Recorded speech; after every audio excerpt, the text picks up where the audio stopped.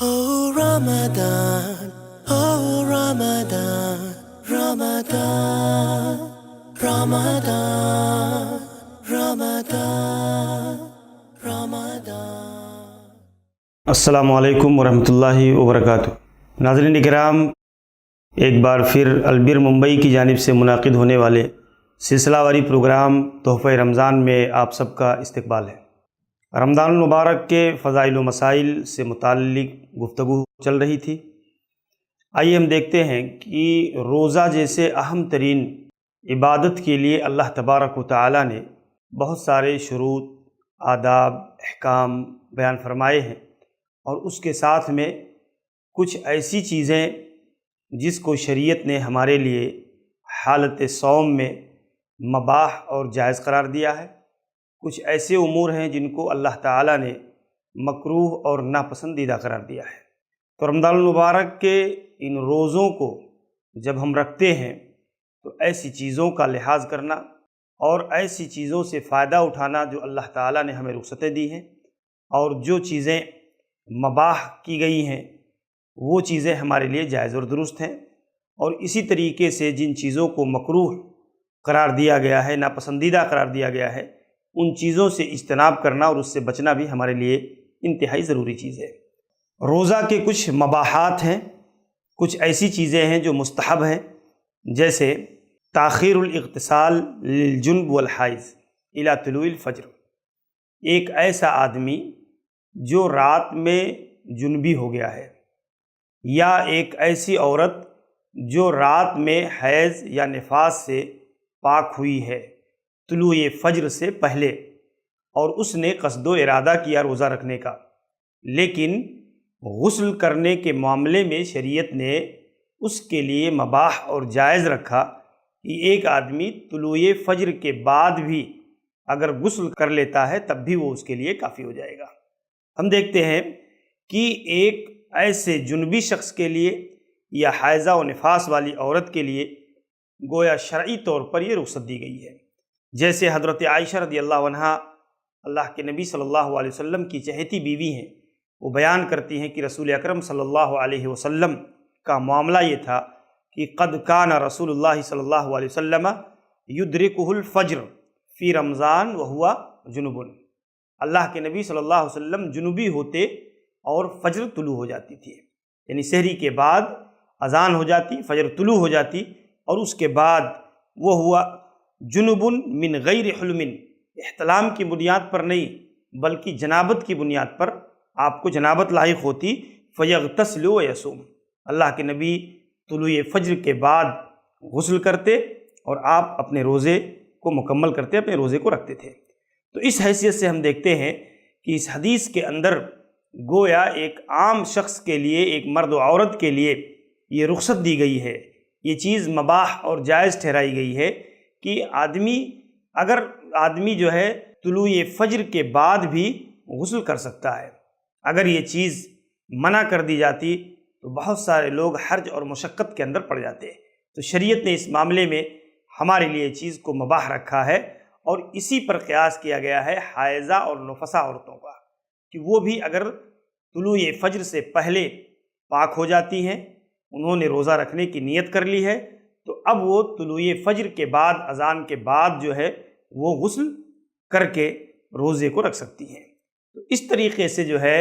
اس حدیث کے اندر یہ اہم ترین مباحات میں اس مسئلے کو بیان کیا گیا ہے کہ یہ جائز اور مباح عمل ہے۔ اسی طریقے سے رمضان المبارک کے مہینے میں ایک آدمی جب روزہ رکھتا ہے، فرض روزوں کو جب آدمی رکھتا ہے، تو اس روزے میں آدمی کا کلی کرنا، اسی طریقے سے آدمی کا ناک میں پانی چڑھانا، یہ چیزیں بھی مباح اور جائز قرار دی گئی ہے، لیکن شرط ہے کہ وہ بالغ فی الاستنشاق الا ان تکون صائمہ۔ ناک میں عام دنوں کے اندر اچھی طرح سے پانی چڑھانا اور جھاڑنا چاہیے، لیکن جب آدمی روزے سے ہو تو بہت زیادہ مبالغہ اس معاملے میں نہیں کرنا چاہیے، تاکہ ایسا نہ ہو کہ ناک کے راستے سے پانی اس کے معدہ تک پہنچ جائے۔ تو اس حیثیت سے ہم دیکھتے ہیں کہ کلی کرنے اور احتیاط کے ساتھ ناک میں پانی چڑھانے کی بھی جو ہے شریعت نے ایسے عمل کو بھی مباح قرار دیا ہے کہ ایک آدمی اگر روزہ رکھتا ہے تو روزہ رکھ کر کے بھی اس طرح کے مباح اعمال وہ آدمی کر سکتا ہے۔ اسی طریقے سے ہم دیکھتے ہیں یباح للصائم ان یغتسل او یصب الماء، ایک روزہ دار وہ جو ہے روزہ کی حالت میں ٹھنڈک حاصل کرنے کے لیے غسل کر سکتا ہے، اپنے سر پر پانی ڈال سکتا ہے، اس کے ذریعہ سے آدمی تپش سے، دھوپ سے، گرمی سے بچاؤ کے لیے اس طرح کا عمل آدمی کر سکتا ہے کہ وہ غسل کر لے،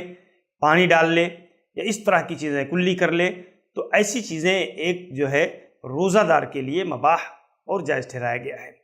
اسی طریقے سے جیسے کہ قال ابو بکر قال الذي حدثني لقد رأيت رسول اللہ صلی اللہ علیہ وسلم بالعرج، کہتے ہیں کہ میں نے اللہ کے نبی صلی اللہ علیہ وسلم کو عرج کے مقام پر دیکھا کہ یصب علی رأسہ الماء، اللہ کے نبی اپنے سر پر پانی ڈال رہے تھے، وہو صائم من العطش، پیاس کی شدت سے، پیاس کی تپش کی وجہ سے، گرمی کی وجہ سے اللہ کے رسول صلی اللہ علیہ وسلم حالت صوم میں اپنے سر پر پانی ڈال رہے تھے، او من الحر، یا گرمی کی وجہ سے۔ تو یہ سنن نبی داؤد کی صحیح درجے کی روایت ہے۔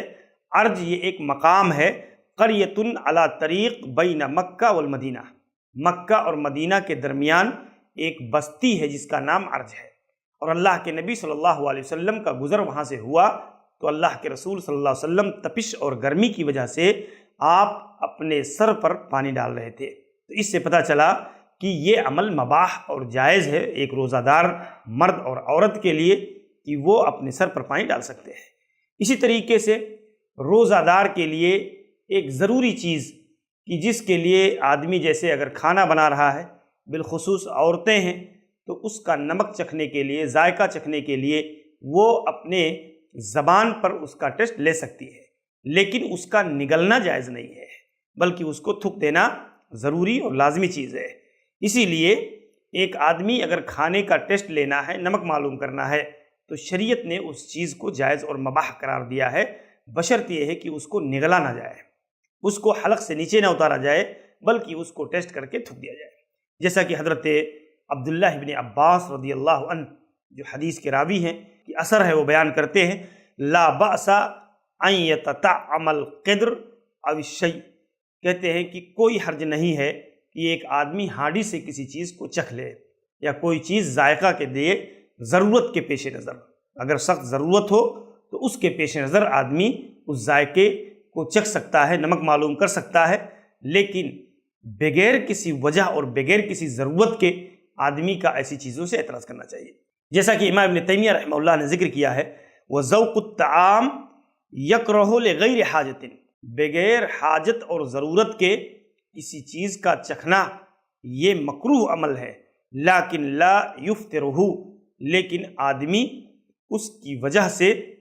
مفطر نہیں ہوگا، اس کی وجہ سے اس کا روزہ ٹوٹے گا نہیں۔ وَأَمَّا لِلْحَاجَةِ فَهُوَ كَالْمَزْمَزَةِ، اور اگر حاجت اور ضرورت ہو کھانا چکھنے کی، جیسے بالخصوص عورتیں ہیں افطاری تیار کرتی ہیں،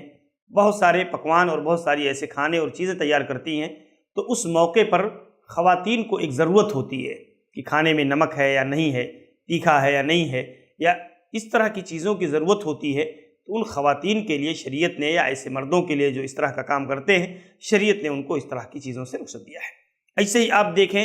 شریعت نے اس بارے میں بھی رخصت دی ہے کہ ایک روزہ دار اگر کسی چیز کو سونگھ لیتا ہے، کسی خوشبو کو سونگھ کر کے اس سے فائدہ اٹھا لیتا ہے، تو اس میں کوئی حرج نہیں ہے۔ الا انہ لا یستنشق دخان البخور، ایک آدمی کے لیے یہ جائز نہیں ہے کہ وہ بخور وغیرہ کا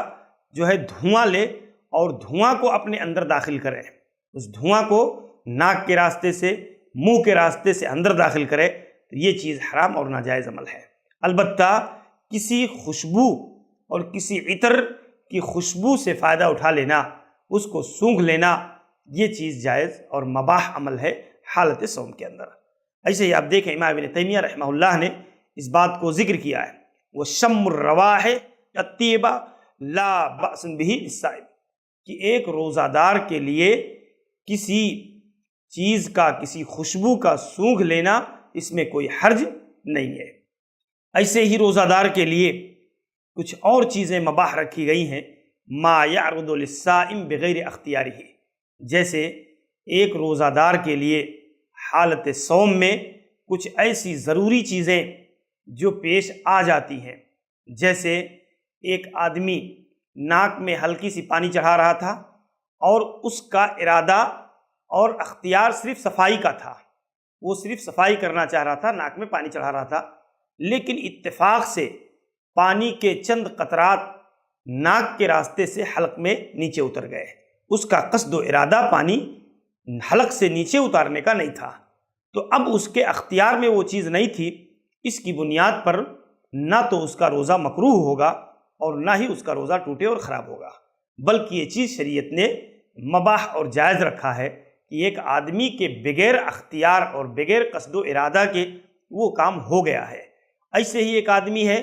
اس کے منہ میں مکھی چلی گئی، مچھر چلے گئے، یا کوئی ایسی چیز جو اس کا قصد و ارادہ نہیں تھا، یا اس راستے سے آدمی کے حلق تک وہ چیز پہنچ گئی، تو اب شریعت نے ایسی چیزوں کو جائز رکھا ہے، ایسی چیزوں کو کہ آدمی صفائی کر لے اور اس چیز کو جو ہے باہر نکال دے، تھوک دے آدمی۔ او حصل لہ جراح، او جو ہے جرح اور رعاف او قیء، اسی طریقے سے ایک آدمی کو کوئی زخم لگ گیا اور زخم سے خون بہنے لگا، کوئی پھوڑا پھنسی تھا، اس سے جو ہے مواد اور خون بہنے لگے، یا ایسے ہی ایک آدمی کو رعاف اور قلس آ گئے، یا اسی طریقے سے ایک آدمی ایسی جگہ میں ہے جہاں کسی چیز کا کوئی غبار ہے، ہوا میں کوئی ایسی چیز ہے، یا جا رہا تھا کہیں دھواں کا کوئی معاملہ ہے، اب وہ چیزیں بغیر اختیار اور ارادے کے آدمی کے ناک اور منہ کے راستے سے اگر اندر آ گئیں، تو وہ چیز چونکہ آدمی نے قصداً وہ کام نہیں کیا ہے، اس کی بنیاد پر اس کا اثر روزے پر نہیں ہوگا، بلکہ اس آدمی کے لیے وہ چیز مباحات میں سے ہے، جواز میں سے ہے کہ وہ چیز بغیر اختیار اور قصد کے ہو گئی ہے، نہ اس کا روزہ اس کی وجہ سے خراب ہوگا اور نہ ہی اس کا کوئی اثر روزے کے اوپر قائم ہوگا۔ اسی طریقے سے آپ دیکھیں، ایک روزہ دار شخص کے لیے، مرد اور عورت کے لیے یہ چیز مباح رکھا گیا ہے کہ یباح للصائم ان یقبل زوجتہ، کہ ایک روزہ دار حالت صوم میں اپنی بیوی کو بوسہ دے سکتا ہے، اس سے ملامست کر سکتا ہے، اور اسی طریقے سے بیوی اپنے شوہر کو بوسہ دے سکتی ہے اور اس سے ملامست کر سکتی ہے، وما شابہ ذالک، اور اس کے جو مشابہ چیزیں ہیں، ایک آدمی ان اعمال کو حالت صوم میں کر سکتا ہے، بشرط یہ ہے کہ وہ اپنے نفس پر کنٹرول کرنے والا ہو، اپنے نفس پر قادر ہو کہ وہ اس سے آگے جماع اور دیگر ایسے مفطرات صوم کے اندر مبتلا نہیں ہوگا کہ جس کی وجہ سے اس کا روزہ ٹوٹ جائے یا خراب ہو جائے، تو اس طرح کی چیزیں اس کے لیے مباح کی گئی ہیں۔ حضرت عائشہ رضی اللہ عنہا بیان کرتی ہیں کہ ایک شخص اللہ کے نبی کے پاس آیا اور اس نے اللہ کے رسول صلی اللہ علیہ وسلم سے اس طرح کا مسئلہ دریافت کیا، جیسے خود اللہ کے نبی کے بارے میں حضرت عائشہ رضی اللہ عنہا بیان کرتی ہیں کہ یقبل وہو صائم، اللہ کے نبی اپنی بعض بیویوں کا بوسہ لیتے اور آپ روزے سے ہوا کرتے تھے، ویباشر وہو صائم، اور آپ اپنی بیویوں سے ملامست کرتے اور ان کے ساتھ رہتے، وَلَكِنَّهُ أَمْلَكَكُمْ لِعِرْبَهْ، اللہ کے نبی صلی اللہ علیہ وسلم اپنے نفس پر بہت زیادہ کنٹرول کرنے والے انسان تھے۔ ایسے ہی جو ہے کہتے ہیں کہ حضرت عائشہ رضی اللہ عنہ بیان کرتی ہیں، کان رسول اللہ صلی اللہ علیہ وسلم یقبلنی، اللہ کے نبی صلی اللہ علیہ وسلم نے حالت صوم میں جب وَأَنَا صَائِمَةٌ، اور میں بھی روزے سے تھی اور اللہ کے نبی بھی روزے سے تھے، لیکن آپ نے مجھے بوسہ دیا۔ ایسے ہی جو ہے بیان کرتے ہیں حضرت عمر رضی اللہ عنہ اللہ کے نبی کے پاس بھاگتے ہوئے آئے، اس حالت میں کہ انہوں نے اپنی بیوی کو بوسہ دے دیا تھا حالت صوم میں، تو اللہ کے نبی کے پاس آ کر کے اعتراف کیا کہ اللہ کے نبی مجھ سے بہت بڑا کام ہو گیا، تو اللہ کے نبی صلی اللہ علیہ وسلم نے بیان فرمایا ارأیت لو مزمزت من الماء وانت صائم، اس کی حیثیت تو ایسے ہی ہے جیسے منہ میں پانی ڈال کر کے کلی ایک آدمی کر رہا ہے، تو کلی کرنے کی جو حیثیت ہے وہی حیثیت حالت صوم میں ایک آدمی کا بوسہ دے دینے کا ہے۔ تو ناظرین کرام، ہمارے اس سلسلے کے ساتھ آپ جڑے رہیے، انشاءاللہ العزیز بہت ساری عمدہ ترین بنیادی باتیں آپ کے سامنے دوسری مجلسوں کے اندر پیش ہوں گی۔ السلام علیکم ورحمۃ اللہ وبرکاتہ۔ Oh Ramadan, oh Ramadan, Ramadan, Ramadan.